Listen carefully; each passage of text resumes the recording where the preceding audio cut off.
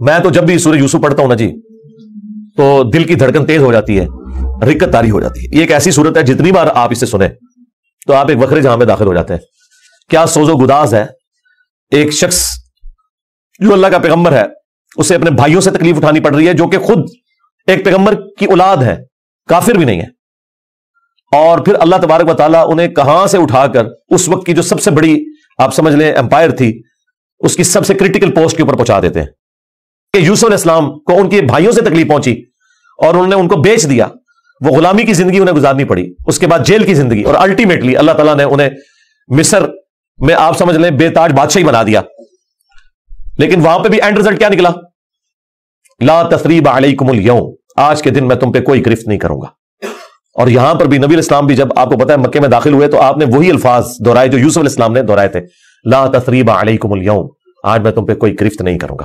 یار یہ اخلاقیات پیغمبروں کے ہی ہوتے ہیں, یہ حوصلہ پیغمبروں کے اندر ہی ہوتا ہے. اللہ تعالیٰ ایک خاص انہیں یہ ملکہ دے دیتا ہے, وہ اپنے نفس پر اتنا قابو پا لیتے ہیں کہ اپنے دشمنوں کے لیے اتنا نرمی کا رویہ تمام اختیار کے باوجود, یہ نبیوں کا ہی خاص ہے. اللہ تعالیٰ ہمیں بھی اس طرح کے اخلاق میں سے حصہ عطا فرمائے, آمین. اچھا, ایران والوں نے یوسف علیہ السلام کی پوری یہ جو بایوگرافی سورہ یوسف میں آئی ہے, اس کے اوپر ایک تفصیلی فلم 45 اقساط کے اوپر بنائی ہے فارسی زبان کے اندر, اور کئی زبانوں میں اس کی ڈبنگ ہو چکی ہے. عربی کے اندر ہو چکی ہے ڈبنگ, اردو زبان کے اندر پیغام والے جو ہیں کراچی کے پروفیشنل ڈبنگ انہوں نے کی ہے. آپ کو لگتا ہی نہیں ہے اردو میں فلم بنی ہے یا فارسی میں, اتنی پروفیشنل اس کی ڈبنگ ہے. اس میں انہوں نے وہ پورے حالات و واقعات فلمائے ہیں اور آپ کو اس زمانے میں پہنچا دیا ہے. آپ یوسف علیہ السلام کے جو قید کے سال ہے نا, وہ آپ کو بس وہ اس فلم کو دیکھ کے اندازہ ہوگا کہ یہ کیا تکلیف ہے جو انہوں نے کاٹی ہے. اور ایک چھوٹے سے بچے نے جو تکلیفیں اپنے بھائیوں سے کاٹی, ایسا بچہ کہ جس کی ماں بھی فوت ہو چکی ہے. میں کہتا ہوں نہیں, وہ فلم تو آپ جتنی بار دیکھیں, وہ ڈرامہ سیریل, انسان کے آنسو نہیں رکتے جس پرفیکشن کے ساتھ انہوں نے اسے فلمایا. اور ریالٹی تو اس سے بھی زیادہ دردناک ہوگی. تو ظاہر اب یہ ایک فلم بن چکی ہے, اور میں نہیں سمجھتا کہ وہ مسلمان جو روزانہ ہالی ووڈ یا بالی ووڈ کی فلمیں دیکھ کر سوتے ہیں, ان سے یہ ڈرامہ سیریل مس ہو جائے. انہیں ضرور دیکھنی چاہیے. اور توحید جس طریقے سے انہوں نے اس میں بیان کی ہے, کمال کی توحید بیان کی ہے. چند ایک جگہوں پہ آپ کو اختلاف ہو سکتا ہے, لیکن اوورال جس طریقے سے انہوں نے اسے فلمایا, ایک صحیح ایمان جو ایک مسلمان کے دل میں جاگزی ہونا چاہیے, وہ انہوں نے واقعی اس کے اندر فلما دیا. میں شروع میں ایک بلو پرنٹ کے طور پر سورہ یوسف میں جو یوسف علیہ السلام کی بایوگرافی آئی ہے وہ بیان کر دیتا ہوں مختصر. یوسف علیہ السلام چونکہ حضرت یعقوب علیہ السلام کے بیٹے تھے, اور ظاہر ہے کہ ان کی لیگیسی کو آگے کسی نے تو لے کے چلنا تھا. یوسف علیہ السلام کے 11 بھائی تھے, ان میں سے ایک بنیامین تھے جو ایسے بھائی تھے کہ ماں اور باپ دونوں کامن تھے, اور باقی جو 10 بھائی تھے وہ دوسری والدہ سے تھے ان کے, وہ خالہ بھی لگتی تھی ان کی یوسف علیہ السلام کی, اور ظاہر ہے کہ ماں بھی تھی کیونکہ ان کے والد نے ان سے نکاح کیا ہوا تھا. 10 بیٹے اس ماں سے تھے, 2 یہ تھے, اور آپس میں ان کا ایک حسد والا معاملہ ہو گیا شیطان کی وجہ سے. ظاہر ہے کہ اب باپ کی لیگیسی کو کس نے آگے لے کے چلنا ہے, وہ ظاہر ہے وہ تو باپ نے تو ڈیسائیڈ ہی نہیں کرنا, وہ تو اللہ نے ڈیسائیڈ کرنا ہے. اب یوسف علیہ السلام کو اللہ تعالیٰ نے ایک خواب دکھایا, اور خواب انبیاء کے حق میں وحی الہی ہوتا ہے. بخاری مسلم میں حدیث ہے کہ خواب نبوت کا 46واں حصہ ہے. حضرت ابراہیم علیہ السلام کو بھی خواب میں دکھایا گیا تھا, سورہ صافات میں آتا ہے کہ میں اپنے بیٹے کی قربانی کر رہا ہوں, اس لیے انہوں نے اسے ایگزیکیوٹ کرنے کی کوشش کی اور اللہ تعالیٰ نے فدیہ بھیج دیا. لیکن ایگزیکیوٹ اتنی بڑی ایکٹیویٹی کو کرنا کہ بیٹا قربان کرنا, اسی لیے تھا کہ وہ وحی الہی تھا. یوسف علیہ السلام کو اللہ تعالیٰ نے چھوٹی عمر کے اندر ہی 10-12 سال کی عمر میں ہی یہ خواب دکھایا کہ 11 ستارے اور سورج اور چاند انہیں سجدہ کر رہے ہیں. اس خواب کا ذکر انہوں نے اپنے والد سے کیا. ظاہر ہے اس زمانے میں تو والد ہی ڈائریکٹ ٹریننگ کیا کرتے تھے اپنی اولاد کی, اور ایک بڑی فرینکنس ہوتی تھی, اور پھر نبی کی اولاد. حضرت یعقوب علیہ السلام کو پتا چل گیا کہ میری اس نبوت کا وارث اب یہ ہونے والا ہے, یعنی 12 بچوں میں سے اس کے سر کے اوپر یہ تاج نبوت سجنا ہے. تو ظاہر باقیوں نے تو حسد کرنا ہے, حسد تو آ ہی جاتا ہے, آدم علیہ السلام کے بیٹوں میں آیا تھا, تو یہ اولاد آدم والا ہی معاملہ ہے. بہرحال وہ حسد آیا. حضرت یعقوب علیہ السلام نے یوسف علیہ السلام سے کہا تھا کہ اس خواب کا ذکر تم نے اپنے بھائیوں سے نہیں کرنا, ورنہ وہ تمہارے خلاف کوئی نہ کوئی چال چلیں گے. لیکن بہرحال یہ خواب والی بات کسی طریقے سے لیک ہو گئی. یوسف علیہ السلام نے تو نہیں کی, لیکن شاید آپ کی بیوی نے سنی اور انہوں نے باقی بیٹوں تک بات پہنچا دی. بہرحال کچھ ہوا ایسا معاملہ, اور ان کو اس اعتبار سے بھی اشارے مل گئے کہ یوسف علیہ السلام کے ساتھ زیادہ برتاؤ ایکسٹرا آرڈنری کرتے تھے یعقوب علیہ السلام, کیونکہ انہیں پتا تھا کہ یہ اللہ کے پیغمبر ہے اور انہوں نے اس توحید کی دعوت کو میرے بعد آگے لے کر چلنا ہے. حضرت یعقوب علیہ السلام کے جو باقی بیٹے تھے 10, 11واں تو خیر وہ چھوٹا تھا, وہ ان کا چھوٹا بھائی تھا, اس کے ساتھ تو مسئلہ کوئی نہیں تھا. وہ 10 بیٹوں نے اپنے باپ سے کہا کہ ہم دیکھتے ہیں کہ آپ بڑے پوزیسو ہیں یوسف کے معاملے میں, اسے آپ ہمارے ساتھ بھیجیں, یہ بھی ہمارے ساتھ کھیلا کودا کرے, جب ہم اپنے جانوروں کو چرانے کے لیے لے جاتے ہیں تو اس کو بھی ساتھ لے جائیں گے, تھوڑی اس کی بھی آؤٹنگ ہو جائے گی. تو حضرت یعقوب علیہ السلام کو یہ بات کلک کر گئی کہ یہ کچھ کرنا چاہتے ہیں. ان کو تو اندازہ ہی نہیں تھا کہ اتنی بڑی آزمائش ان کا انتظار کر رہی ہے. یار 40 سال کی جدائی آپ امیجن کریں, اور قرآن میں آیا کہ وہ نابینا ہو گئے تھے رو رو کے, اس تکلیف سے وہ گزرے. تو انہوں نے کہا کہ مجھے خطرہ ہے کہ تم یوسف کو صحیح طریقے سے دیکھ بھال اس کی نہیں کرو گے, کیئر لیس ہو جاؤ گے, چھوٹا بچہ ہے, کوئی بھیڑیا اس میں حملہ آور نہ ہو جائے. انہوں نے کہا ہمارے ہوتے ہوئے 10 بھائی جس کے ہوں تو پھر تو ہم پھر نام کے ہی جوان ہوئے. بہرحال وہ تقدیر میں لکھا تھا, ایسا تو ہونا تھا. یوسف علیہ السلام نے وہاں پہنچنا ہی تھا جہاں اللہ تعالیٰ نے انہیں اتنا بڑا منصب عطا کرنا تھا. وہی ہوا, تنگ آ کے یعقوب علیہ السلام نے اجازت دے دی, وہ لے گئے یوسف علیہ السلام کو اور پلان یہ بنایا کہ اسے قتل کریں گے. لیکن ایک بھائی تھا جو آڑے آ گیا, اس نے کہا قتل نہ کرو, ہے تو ہمارا بھائی, ہم اسے کسی کنویں میں ڈال دیتے ہیں. اور ان زمانوں میں جو قافلے گزرا کرتے تھے وہ کنویں پہ پانی کے لیے رکتے تھے, تو ہو سکتا ہے کہ کوئی نکالے تو یہ اس کے ساتھ ہی چلا جائے, جان چھوٹ جائے, قتل نہ کرو. اور اس میں وہ یہ بھی کہتے ہیں کہ ہم اس وقت تو یہ ایکٹیویٹی کرتے ہیں, پھر بعد میں اللہ سے توبہ مانگ لیں گے, اللہ تعالیٰ بڑا بخشنے والا مہربان ہے, جو کچھ بھی ہے تیرے محبوب کی امت سے. یہ بھی قرآن میں نقل ہوا ہے, وہی سیم مینٹالٹی آگے چل رہی ہے, بعد میں نیک بن جائیں گے. اور انہوں نے ڈرامہ بازی یہ کی کہ یوسف علیہ السلام کے کرتے کے اوپر کسی بھیڑیے کا خون مل لیا اور کہا کہ ہم تو اسے سامان کے پاس چھوڑ کے گئے تھے, پیچھے سے بھیڑیا آیا اور یوسف کو کھا گیا, اور یہ اس کی قمیض ہے. عشاء کے وقت روتے ہوئے آئے, رات کے وقت قرآن کے الفاظ ہیں. حضرت یعقوب علیہ السلام کو سمجھ آ گئی کہ یہ میری آزمائش شروع ہو گئی ہے, کیونکہ توحید ایک ننگی تلوار ہے. انہیں سمجھ آ گئی تھی کہ میں نے اپنے بیٹے سے جو اتنی شدید محبت رکھی ہے نا, اللہ تعالیٰ مخلوق کی محبت کو برداشت نہیں کرتا, ایٹ لیسٹ ایک پیغمبر کے دل میں اس ایکسٹریم لیول کے اوپر جا کر. تو میری آزمائش شروع ہو گئی اب. تو انہوں نے کوئی بحث نہیں کی, انہوں نے کہا میں صبر کروں گا جو کچھ ہوا. ان کو پتا تھا کہ یہ اب اللہ کا فیصلہ ہے, کرنے سے کچھ نہیں ہونا. جو کوئی تھوڑی بہت کوشش کی وہ کی, انہیں اینڈ پہ ان کا میں اب صبر ہی کروں گا, جو اللہ اس کے لیے فیصلہ کرے. وہی ہوا. ایک قافلہ وہاں سے گزر رہا تھا, انہوں نے پانی کے لیے ڈول ڈالا, اور یوسف علیہ السلام کو اللہ تعالیٰ نے قرآن میں آیا کہ یوسف کو ہم نے تسلی دی کہ ایک دن آئے گا کہ تم اپنے بھائیوں کو بتا دو گے جو انہوں نے یہ غلطی کی تھی, ہم تمہیں سرخرو کریں گے. بہرحال ابھی تو تمہارے لیے طے ہو گیا. اور ظاہر جبرائیل علیہ السلام آنا شروع ہو گئے چھوٹی عمر میں ان کے پاس, ان کی تسلی کے لیے, اسی لیے ڈھارس بندی. انہوں نے پانی کے لیے ڈول ڈالا, یوسف علیہ السلام نے وہ پکڑا اور باہر نکل آئے. اور بھائی جو ہے چھپ کے یہ منظر دیکھ رہے تھے. انہوں نے کہا یہ نہ ہو یہ پھر واپس آ جائے. انہوں نے چند ٹکوں کے عوض, چند دراہم کے عوض بیچ دیا. کہا یہ ہمارا غلام تھا تو بھاگ کے آئے, یہ ہمارا غلام ہے, اور جان چھڑائی اس طریقے سے. یوسف علیہ السلام بھی چپ کر کے چلے گئے.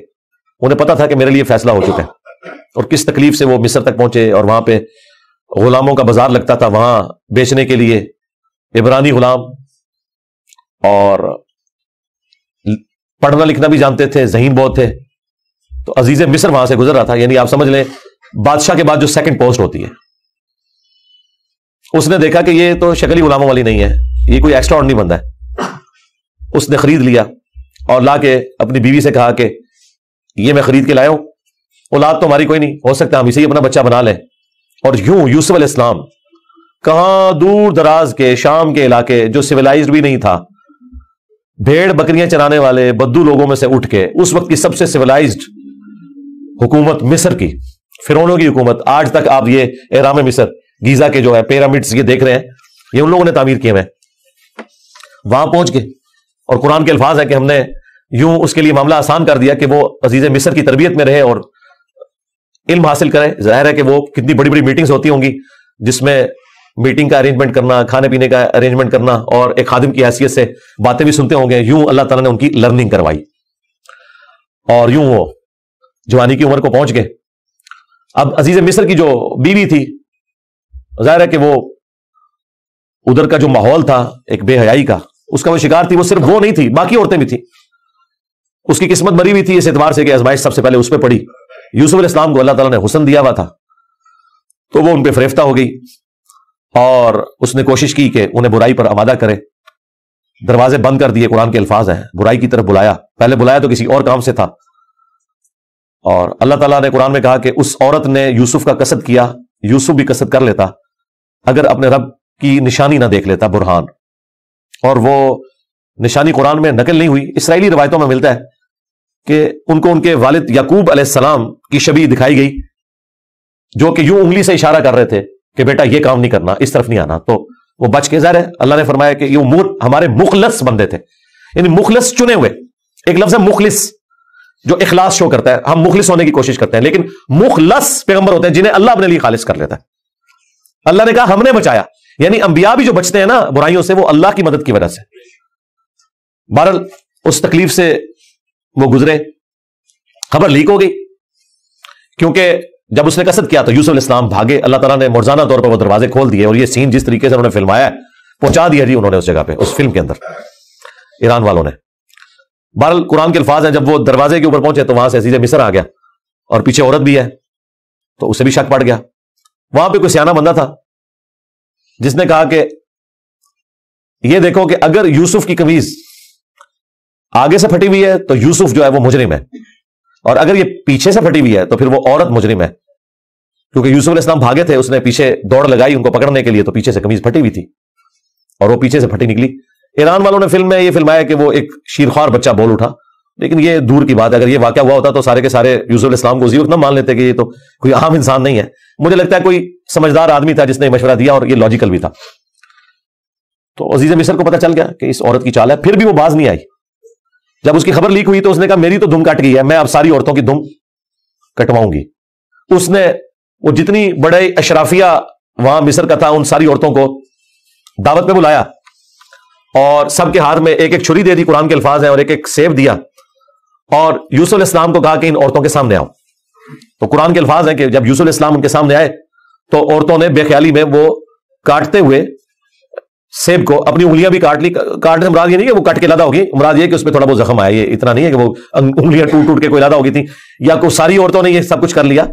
ڈاکٹر صاحب نے اس کی اچھی توجہ بیان کی ہے کہ ہو سکتا ہے کہ کسی عورت کی انگلی زخمی ہو، اور یوسف علیہ السلام جو کہ غلام تھے وہ اس کی طرف متوجہ ہوں کہ میں اس کو پٹی کر دوں یا اس کے لیے کچھ ارینجمنٹ کروں، تو باقی عورتوں نے یوسف علیہ السلام کو اپنی طرف اٹریکٹ کرنے کے لیے جان بوجھ کے خود ہی اپنی انگلی کاٹی ہو کے تاکہ وہ متوجہ ہو. کوئی بار اس طرح کا سلسلہ ہوا ایک ایکسٹرا آرڈنری.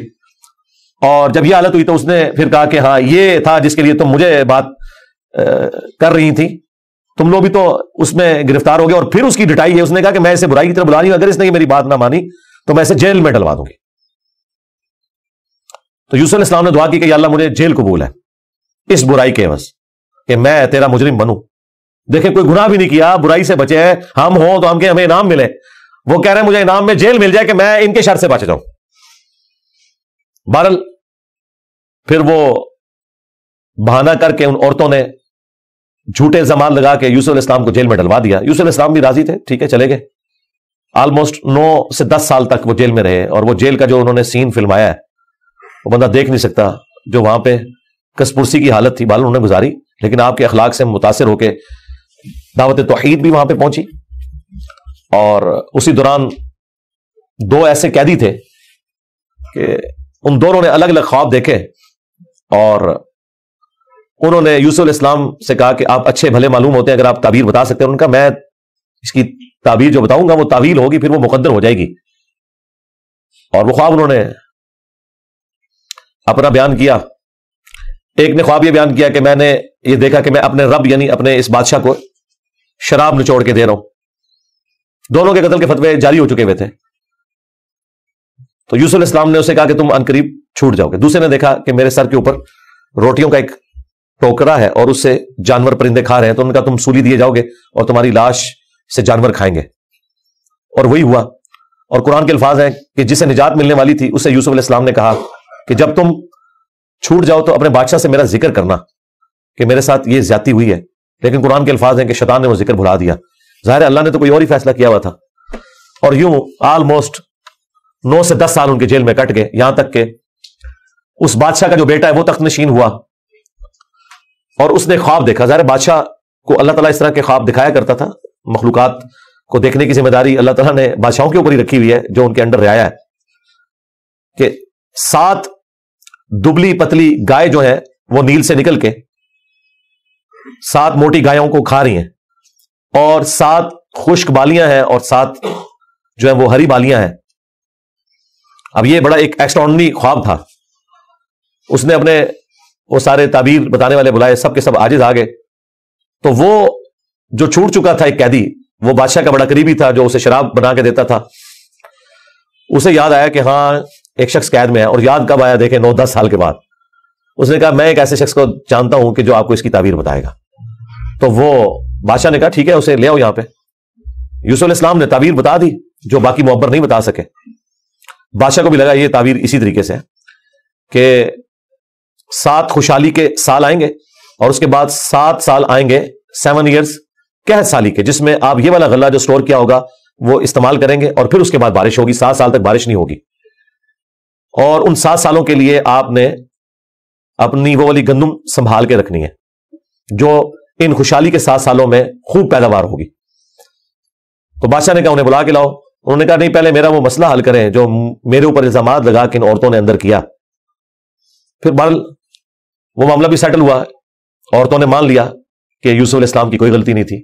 پھر یوسف علیہ السلام عزت کے ساتھ لائے گئے بادشاہ کے پاس، اور انہوں نے خود کہا کہ مجھے وزیر خوراک بنا دیں، میں امین بھی ہوں اور ان معاملات کو ہینڈل بھی کر سکتا ہوں.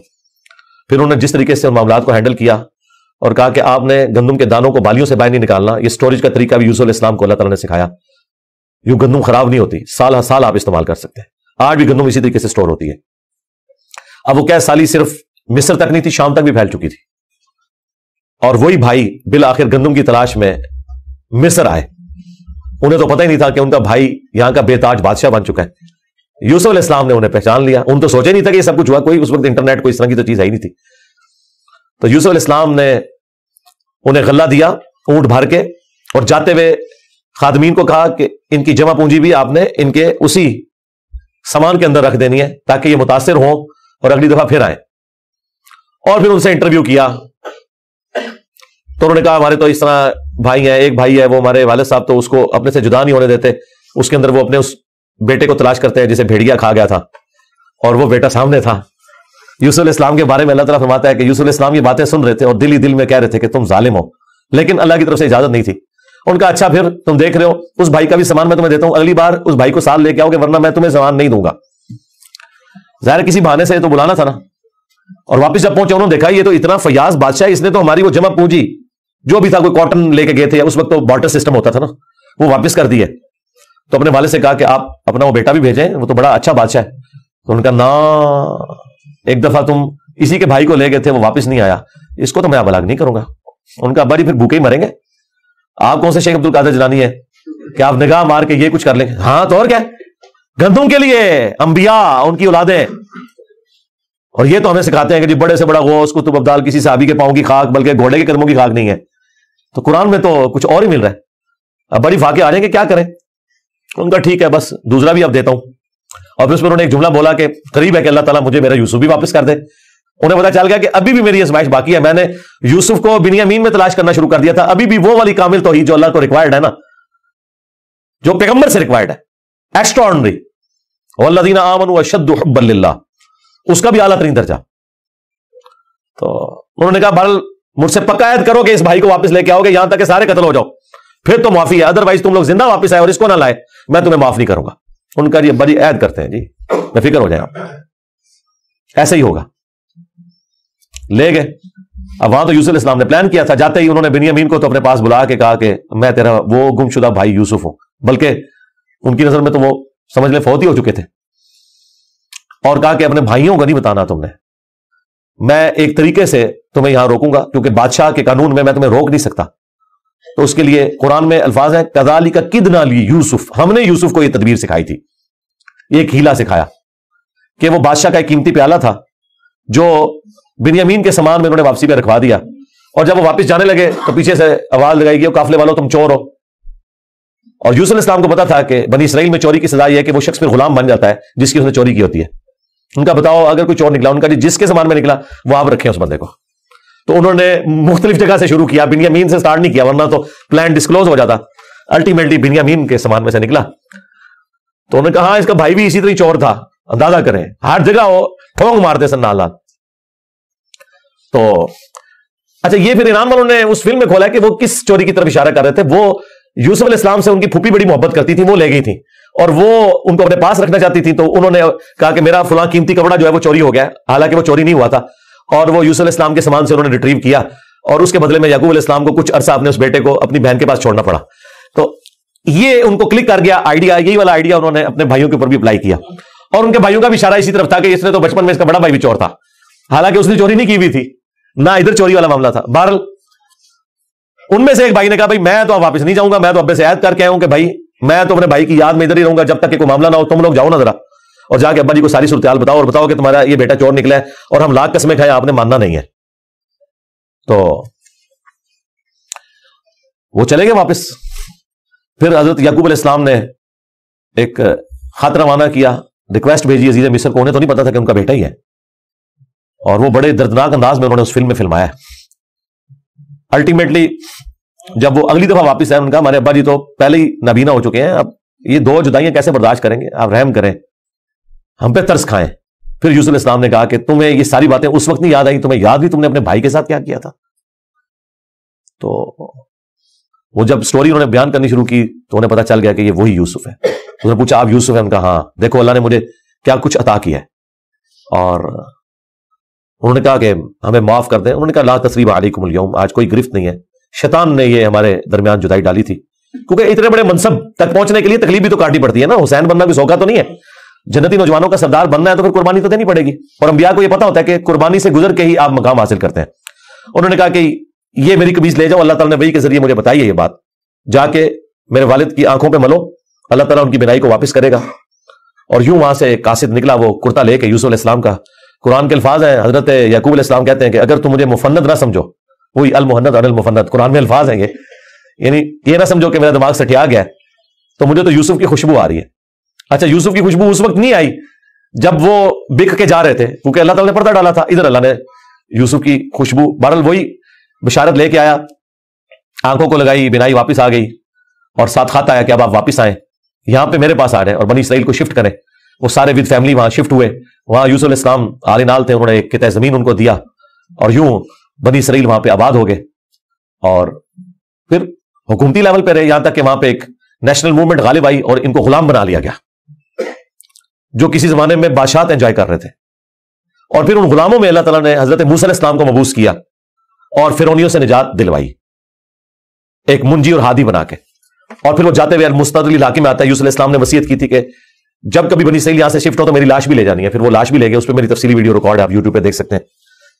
یہ پورے کا پورا ایک معاملہ تھا. اور پھر وہ آخر میں وہی ہوا کہ سجدہ تعظیمی کیا یوسف علیہ السلام کو ان کے بھائیوں نے اور ماں باپ نے. ان زمانوں میں سجدہ تعظیمی جائز تھا، جس طرح کہ آدم علیہ السلام کو فرشتوں نے کیا، اور اس امت میں حرام ہو گیا. ابو داؤد میں اور ترمذی میں حدیث ہے کہ اگر میں سجدہ تعظیمی جائز سمجھتا تو بیویوں سے کہتا کہ اپنے خامدوں کو کریں اس حق کے سبب.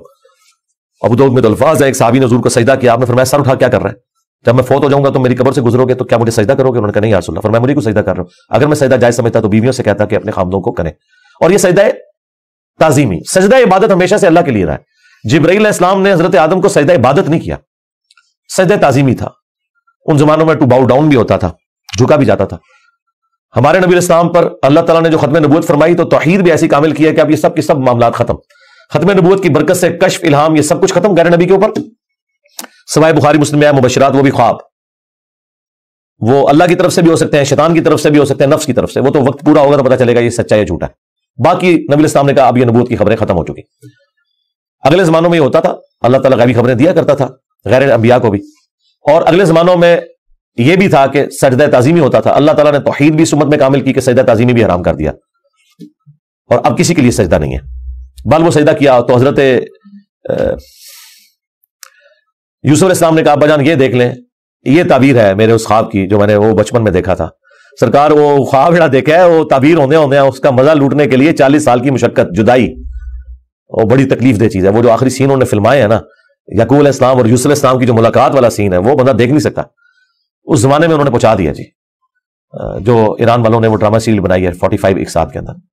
بہرحال الٹیمیٹلی اللہ تعالیٰ نے اس سے نبی الاسلام کو بھی بتایا کہ اگر آپ اس تکلیف سے گزر رہے نا، تو یوسف علیہ السلام نے بھی تکلیف کاٹی، ہمارے نبی کی تکلیف پھر اس لیول پہ نہیں گئی، اللہ تعالیٰ نے 8 سال کے اندر ہی فتح مکہ کروا دیا. لیکن بہرحال انبیاء کو کیسی کیسی تکلیف اٹھانی پڑتی ہیں. یہ واقعات سننے میں بڑے انٹرسٹنگ تو فیل ہو رہے ہیں، لیکن جب آپ وہ فلم دیکھیں گے نا تو آپ کو اندازہ ہوگا کہ جس پہ یہ گزر رہی تھی اس کے لیے کتنی تکلیف دہ چیز تھی. ایک ایک لمحے پہ تکلیف جڑی ہوئی تھی، اس کو ہم امیجن بھی نہیں کر سکتے. آج بات کرنا آسان ہے، اللہ تعالیٰ نے انبیاء کرام علیہ السلام کو تکلیف سے گزار کر مرتبہ دینا ہوتا ہے.